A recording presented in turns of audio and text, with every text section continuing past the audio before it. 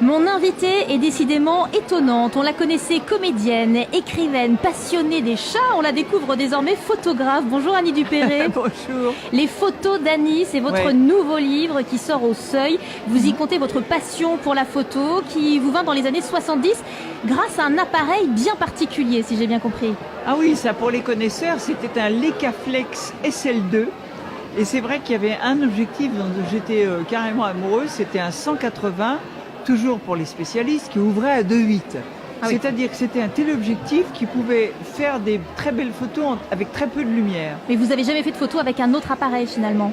Non, parce que j'ai fait du noir et blanc. Bon, maintenant je fais comme tout le monde. Je fais des photos de mes petits-enfants avec des petits trucs informatiques, voilà, avec des iPads, machin, comme ça. Mais ça m'intéresse pas tellement, c'est de la photo. Bon, c'est pas des photos pour moi, voilà. Alors dans ce livre, vous écrivez sur vos photos et puis vous reproduisez des clichés. Il y a des portraits sublimes de Bernard Giraudot, de Francis Perrin, de Laurent Terzieff, de plein d'autres, d'Isabelle Adjani. Incroyable cette photo d'Adjani par exemple. Oui, c'est fou. Elle était venue fêter chez moi ses 18 ans, vous vous rendez compte? Elle était amenée par des copains du conservatoire, elle venait de rentrer au Français. Et puis elle était là, et cette photo, c'est marrant, je l'aime bien parce que c'est là, vous savez, à l'époque, on avait des pellicules de 36 poses, ou 24 ou 36 poses. Et quelquefois, quand on rechargeait, vous savez, l'appareil, après la 36e pose, on s'apercevait que, oh miracle, il y en avait une 37e. La pose cachée, oui. La photo cadeau. Et cette photo-là, souvent, on la faisait en toute décontraction parce que c'était la photo de plus. Et c'est la 37e, celle de... Et c'était souvent une réussite, vous disiez d'ailleurs, les poses en plus.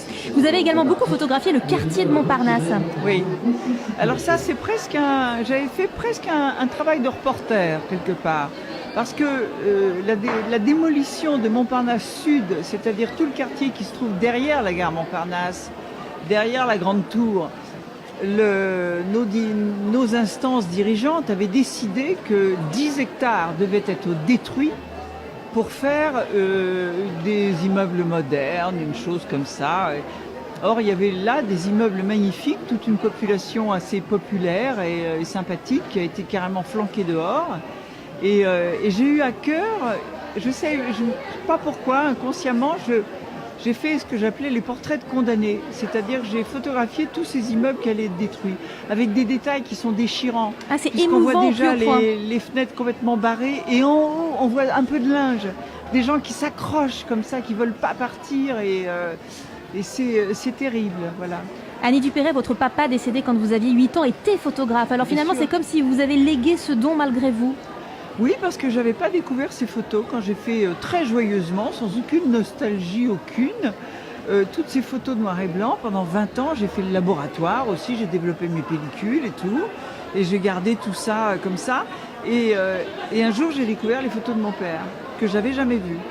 Et là, c'est vrai que je me suis aperçue de manière très étonnante que certaines des miennes étaient quasiment semblables. Et alors, est-ce que j'avais vu des images étant petite qui m'avaient frappée ? Est-ce que c'est au inconscient une recherche comme ça? Et c'est vrai qu'en tout cas, quand j'ai découvert les photos de mon père, j'ai arrêté de faire du noir et blanc. Parce que d'abord, je suis partie dans ce gros travail qui était le voile noir, d'après les photos de mon père. Et puis, je sais pas, le noir et blanc était devenu sacré.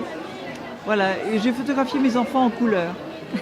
Annie Dupéré, ça fait de nombreuses années que vous ne photographiez donc plus rien, effectivement. Vous terminez ce livre en vous adressant au lecteur en disant si vous les aimez, ces photos, si vous trouvez une émotion, parfois de la beauté, alors oui, ça vaut le coup de recommencer. Je ne sais pas ce que vaut mon avis, mais moi je peux vous dire que je pense que ça vaut sacrément le coup de recommencer. J'ai déjà fait réviser mon appareil. Ah, il est prêt, vous le dites, il est prêt. Il est prêt. Annie Dupéré, votre livre s'appelle Les photos d'Annie, il sort au Seuil. Merci beaucoup d'être venue nous en parler. Merci à vous.